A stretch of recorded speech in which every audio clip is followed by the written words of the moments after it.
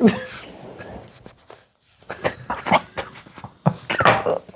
can put that in the... So recently we had Maccabi Tel Aviv come to Birmingham to play Aston Villa Football Club. Obviously there was quite a big protest held in regards to if Maccabi Tel Aviv should have been allowed to play and why the fans were banned.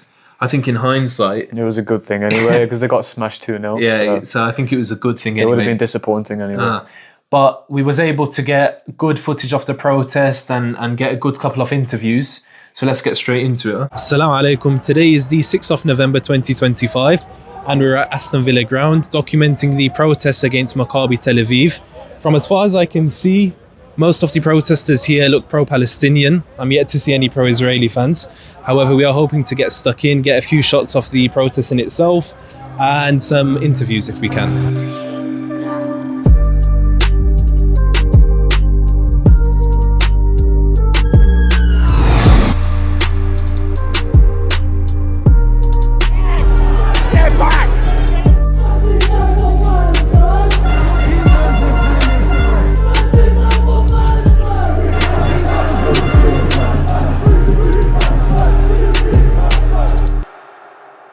Today, obviously, we're at the protest, 6th of November, protest against the Maccabi Tel Aviv team coming to Aston Villa. So who am I here with? Hi, I'm Joe. I'm from Fight Racism, Fight Imperialism and the Revolutionary Communist Group. I think it's a good start that the first person we interview is a revolutionary communist. He's a revolutionary communist. I think it's worthwhile saying that obviously we don't condone or support communism in any way. The protest had a big diversity of like many people from different backgrounds and different ideologies. The media obviously has pushed that there was one group of people. The media obviously want you guys to believe that there's only one demographic there, it's only Asians there, or it's only Muslims there. It's not the case. Many different people from different views, different races support Palestine. Even elderly white people. We saw many elderly white people with their signs and banners in support of the demonstration. It's not about race, it's not about... Obviously, you see even the Orthodox Jewish community, even they're against the state of Israel.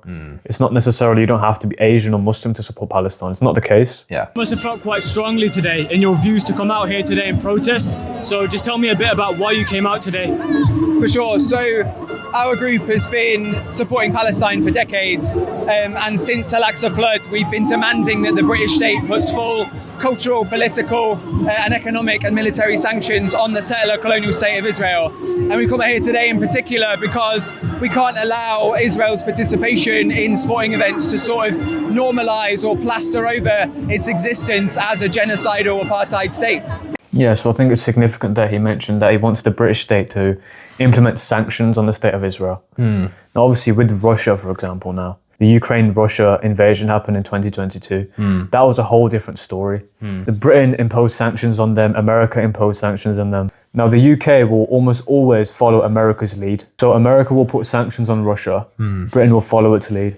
America will not put sanctions on Israel, Britain will follow its lead. Britain will not put sanctions on Israel because Britain ultimately follow America's lead on things. So they did that with the Iraq War that we've seen in 2003. They did that with the Korean War back when the Cold War. They did that then. They followed America's lead. They sent almost 90,000 troops into that war, suffered many losses with no real benefit to the country. Because obviously they've had that special relationship that they've had for nearly a century. These are some of the reasons why he's saying that, we want the British state to put sanctions on Israel. It's not going to happen ultimately.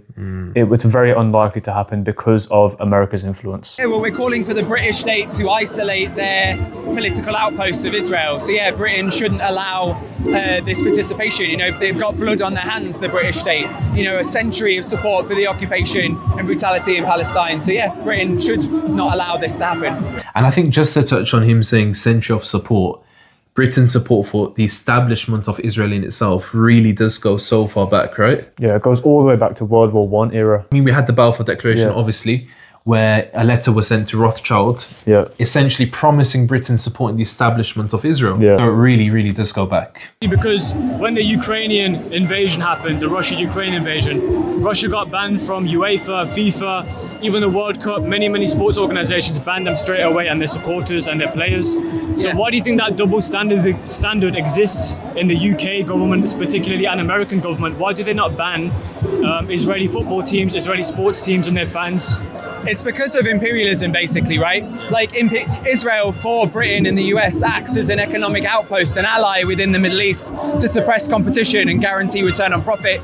But Russia is an economic competitor of the economic bloc that Britain and the US relate to. So, they have to present one side as the enemy to justify their kind of political and economic aims. That's where the double standard comes from. I think some good points he's made. That was very, very true. So he did say something very true there. He said the West always need a bad guy. They always need a villain because they need to protect their economic interests. World War II era, what was it? Nazism, fascism, Hitler, After that, it was communism, which is funny because during World War II, the communists, they were allies. They were allies with the West, they were allies with Britain, they were allies with the USA. FDR was close friends with Stalin. Churchill had a good relationship with Stalin. Then as soon as the next leaders came in, Truman came in, they started to see them as a rival because they started to threaten the economic status quo of the West. They didn't want communism. So you had the Red Scare. You had people very, very scared of communism, communist spies being in America, being in the UK.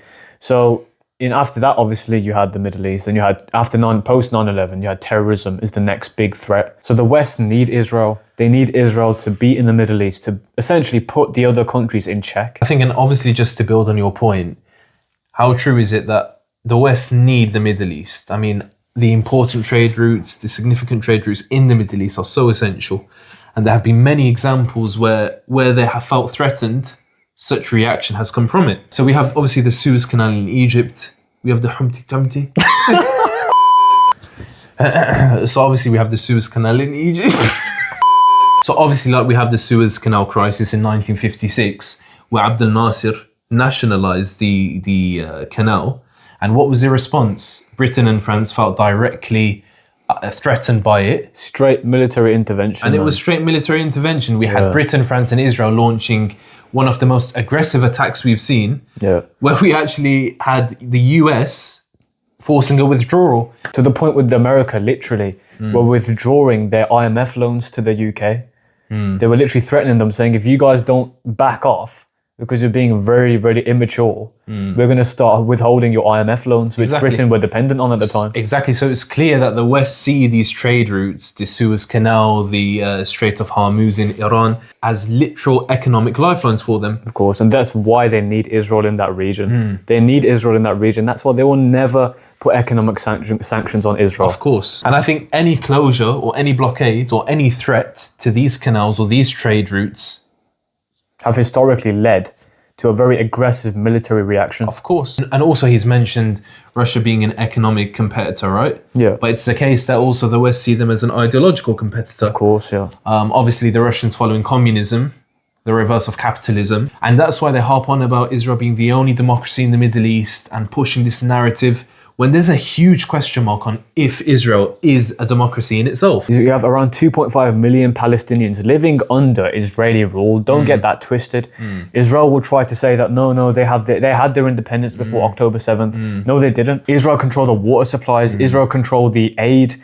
Israel controlled the food. Israel controlled the electricity. Yeah. And you're telling me that no, actually they had their independence. What kind of independence is this? On top of that, you're not even giving them the right to vote. Of course. So you have a whole population, an ethnic population that you've essentially isolated into the small little areas like the West Bank, and you've got Gaza here. You just crammed them all in.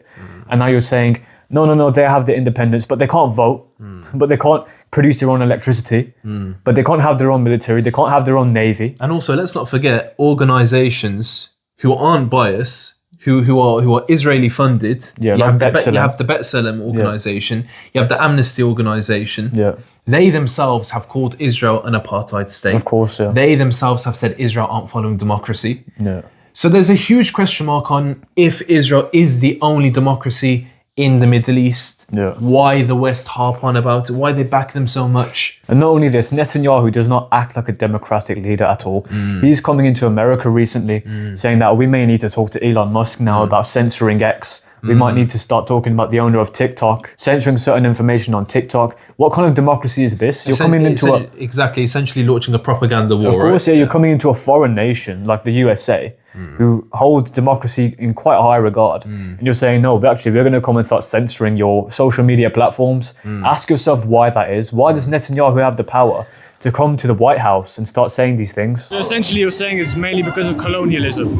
Yeah, and modern day imperialism, right? The export of finance capital, the import of cheap commodities, and the suppression of living standards in oppressed nations. And what would your message be to people like Keir Starmer that's in the UK government that have been trying very, very hard to overturn the Israeli fan ban? You know, the Maccabi Tel Aviv fans have been banned from this game. People like Keir Starmer in the government have been trying very hard to overturn that. What would your message be to someone like Keir Starmer? I don't really have much to say to Keir Starmer. Like, he's solidly part of the ruling class. You know, he's siding with Israel because it's in his political interest to do so. I'm here today to talk to the working class, people who have no interest in the occupation of Palestine, people who have every interest in overthrowing imperialism and replacing it with a system driven by economic planning to meet needs, and that is socialism. Yeah, so obviously he's talking about socialism, he's talking about communism. We don't necessarily agree with those, agree with all those ideologies, but he knew what he was talking about. He was well spoken. He knew about geopolitics, and of course, people that are informed about these topics do tend to be more pro-Palestinian. Sorry, just to add as well, I think he's a good reflection as well that the people who were at this protest, I think unlike what the media has pushed, of course, there were well-informed people. Yeah, there were people, educated people coming, giving their views, valid views. Yeah. So I think it was a good interview, and I think we get insight into the ladies we interviewed after. All right, so now we're here with Ghazala and Lauren.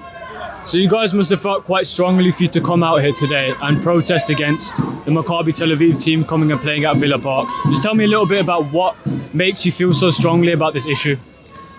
Well, there's been a genocide going on for 2 years, and basically Israel should have been given the red card right from the start. We've seen disturbing images coming out of Gaza, which are absolutely devastating. Nobody should have to go through that. So today we have travelled from Bristol to come and stand our ground that Maccabi are not welcome here. Yeah, just to reiterate that really. There's former IOF members on the pitch tonight. They've participated in the genocide that's happening in Palestine, in Gaza and the West Bank. They shouldn't be allowed in sports. There should be no sports washing, genocide washing. They shouldn't be given any sort of platform in any sphere. And just like Russia, they should have been, kicked out of football, period. And for anyone that doesn't know, IOF stands for Israeli Occupational Forces, because obviously the official name is IDF, Defense Forces, but there's nothing defensive about them, quite frankly. Israeli Occupational Forces, that's what that means. Think a little bit more about, do you think that Israeli sports teams should be banned across the board, not only in football, but other sports as well? Because obviously we've seen a double standard with the Russian teams, the Russian fans, the players, they got banned across the board as soon as Russia invaded Ukraine. What do you say about the double standard? It's really disappointing. Not only should it affect football, they should be banned from Eurovision, Olympics, every event that you can think of. Genocide is not welcome. They shouldn't be here at all. It's just, I think it just shows that the complicity of our government is what is the reason behind this. Same with the South African apartheid. That we're banned from the Olympics and sporting events and things, but this one's different because our governments are active participants. So all Western governments are. So they're given it's the hypocrisy of it, the double standards, and they're given complete impunity, and it needs to stop. And this is the issue, right? Yeah. The hypocrisy and the double standard. Big double standard. Huge double standard. When Russia invaded Ukraine, 2022, we saw an immediate response, Not only from organizations such as FIFA, from UEFA, from Wimbledon. Also the Olympics. Even as far as the Olympics, not even from such organizations, but even from the people themselves who called for the immediate ban of Russia from such organizations, from such sport. So at that point, it was acceptable. It was okay to keep politics in football. So those same people who were very accepting and forthcoming and who called for the immediate ban of Russia are now those same people who are saying we should keep politics out of sport and football, and this is where my issue arises. When Russia got banned from pretty much every sport you could think of, handball and ice skating, handball and these things. I mean, where were you then saying that keep politics out of football? And where were you then? Why is it only when Israel? When the question becomes Israel, when Russia, there wasn't even a debate. And of course, regarding the countries in themselves, right? 2 sovereign countries. Of course, 2 sovereign countries going to war, Ukraine and Russia. They both have militaries. They both have their own navies, their own, supplies, and they're running their own countries. I mean, you can't even compare that to Israel and Gaza. Of course, even if you look at the stats in themselves, right? Yeah, of course. I mean, Israel control everything about Gaza. They control the water supply, the electricity, the food that comes in. Everything about Gaza they control. So how can you even compare the two? Exactly. So, and this is what we are saying. Where are those same people, of course, who called for the ban and who called for the immediate bar of Russia from these sports? That after October 7th, you saw, war crimes being committed. For example, they shut off the water. They shut off the electricity. I mean, why does Israel have the power to even do that? Yeah, exactly. So, I mean, even if you look at the statistics between the two wars, about 500 to 600 Ukrainian children have lost their lives so far, which is horrific. Of course. We condemn it completely. However, on the other side, you have 50,000 children in Gaza that have lost their lives. If not many more. If not many more, there probably is many more. Yeah. So it's not the 2 wars aren't even comparable. As you know, the players have been allowed to come to Villa Park today. The fans haven't, so the fans have been banned. Now you have certain members of the government like Keir Starmer who's been trying very, very desperately to overturn that ban. What would you say to members of the government such as Keir Starmer who've been trying very hard to overturn this ban? Keir Starmer, this is not about anti-Semitism. This is about hooliganism, thugs, genocidal, IOF in the team. They are not welcome. I just tell him to read the room. I mean, there was so much evidence that, the West Midlands police made the decision based on what happened in Amsterdam. We saw them riot through the streets. We saw them shouting stuff like death to Arabs and gloating about killing children in Palestine. I was like, it's just disgusting. Like, why would we want those thugs coming in? And the fact that Keir Starmer was absolutely hell-bent on trying to get them, allowed in this country just, shows him for what he is and what our government is. And this is the issue, right? Yeah. Ashab, let's put aside anti-Semitism. Let's put aside the conflict of Israel and Palestine. Yeah. This comes down to hooliganism. This comes down to these thugs, these Maccabi Tel Aviv fans, who with such open intention, commit such racist remarks and, of course, and cause such havoc wherever they go. Even in Israel. I'm sorry to say, but even the Tel Aviv police had to cancel a derby match that took place in Israel because the Maccabi Tel Aviv fans couldn't be trusted. Exactly. And you want us to think that the West Midlands police banned them because of anti-Semitism. Exactly. So this is about keeping the British people safe. Of course, yeah. This wasn't about anti-Semitism. No. This wasn't about we hate the Jews and we don't want the Jews to be welcome here. Trust me, that isn't the case at all. Yeah. This is about keeping the British people safe and preventing chaos and havoc. And to the point where now we have a new report coming from the Middle East Eye that have confirmed now that the Dutch police have given intelligence to the West Midlands police saying do not let these Israeli fans in because they will wreak havoc like they did in Amsterdam. To the point where even they're saying that 500 to 600 of these fans were actually military trained personnel that came and they it targeted Muslim people, they targeted Muslim taxi drivers, they targeted Muslim communities, they ripped down Palestinian flags. I mean, they're here for a fight. So where are those same people who want to keep Britain safe? Of course, who want to stop foreign invasion? Of course, these people that are chanting that, this and that. For example, the Aston Villa fans. A lot of these Aston Villa fans that were against the protesters, probably people who support the likes of Tommy Robinson, for example, and Britain First and EDL. And you guys are always talking about foreign invasion. You're scared of a foreign invasion when it comes to the Muslims or when it comes to the immigrants. How about 600 Israeli IDF trained personnel coming into Birmingham and wreaking havoc? With such open, clear intention. Is that not a foreign invasion to you? Is that not a foreign invasion? I mean, what is a foreign invasion if that's not one? And I think one thing that must be mentioned as well, Ashab, is the UK government have to put some trust in the West Midlands police. Of course, right? It's the police force who are making well-informed decisions. But it's like there's a complete lack of trust. There's a complete lack of confidence. For what reason? Yeah, of course, some of the members are still saying, the government members are still saying, we should have let the Israeli fans in. I mean, have some trust. You know, the West Midlands police did a great job. As far as we're concerned, there wasn't many fights that took place. It was there's a good police presence. You imagine had the Maccabi Tel Aviv fans. It would have been absolute chaos. Yeah. I mean, there was a good police presence. They did their jobs. They did their jobs not only with that, but also banning the Israeli fans. They knew what to do. They protected Birmingham, which is their job. Yeah. And the UK government, with all due respect, should keep their noses out of what the West Midlands police are doing and have more trust in them. Definitely. I think with that being said, this has been the YNA Perspective. Wassalamu alaikum. Today we're at Aston Villa Park, documenting the protests that are taking place against the Maccabi.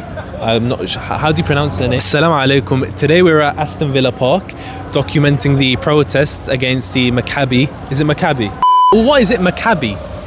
Maccabi. And I want to do it. Palestine, fuck Free Palestine, bro. Fuck the idea. From as far as I can see, the majority of protesters look Palestinian. Bro, you know what? Shall we